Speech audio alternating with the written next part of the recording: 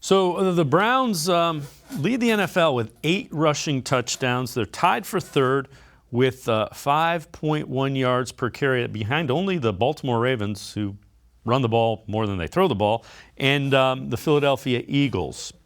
When you look at the mix, they've run the ball 102 times, have passed it only 80 times, only 2 passing touchdowns. You concerned about that mix, or I mean, how do you take that in and process that? So the way that I look at that specifically is just because of the fact that, again, the way that the game script is kind of gone. You know, in week 1, you saw a little bit more heavy running game, but then you saw the pass game kind of open up as the game went on. Similar to, you know, against the Texans in week 2, you know, again, you saw them passing the ball a lot more early on before they started getting into the run game later. And then last week, it was pretty dominant by the run game, but not as much passing when it came to Baker. So I'm not necessarily concerned. You know, I think that out of anything, it just takes time. And on top of that, you know, the first 2 weeks, you had Jarvis, you didn't have Odell. This past week, you had Odell, you didn't have Jarvis. So it's kind of just working in all of those different pieces and different factors. And on top of that, you mix in the tight ends, you mix in Kareem Hunt, Demetric Felton. You know, there's a lot of different pieces that are getting mixed in and week out. I'm not necessarily worried about the pass game. I do think that will come with time. And, you know, similar to what you talked about, you know, before with David Njoku, I think that there is going to be that game where it becomes the Baker game where, you know, you see him throwing the ball quite a bit. You see him able to air it out, similar to what we saw last year against Tennessee. You know, I do think that there is going to come that game where, you know, again, Baker's going to have to air the ball out, and I think that they are going to win through the air comparatively to, you know, the way that they've been able to dominate on the ground so far this season. Yeah, the one thing, because a lot of people will bring up, you know, they haven't thrown for a lot of touchdowns.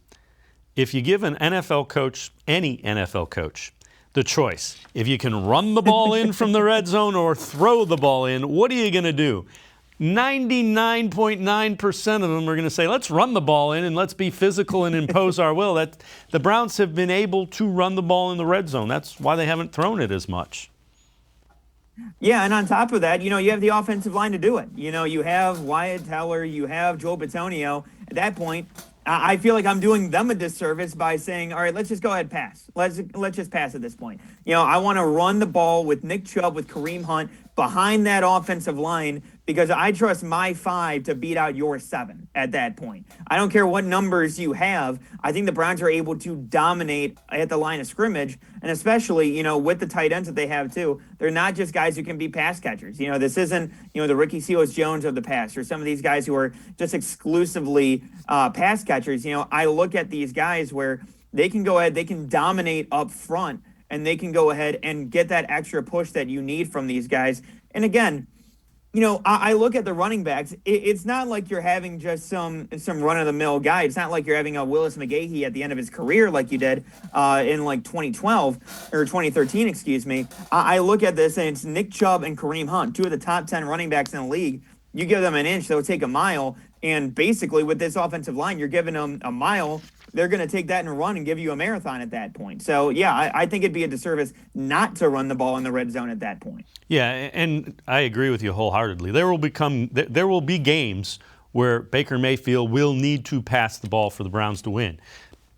But you don't have to do that until that time. I'm not throwing the football. I got to tell you. And you know what? This may be the week that he needs to do that because this is going to be a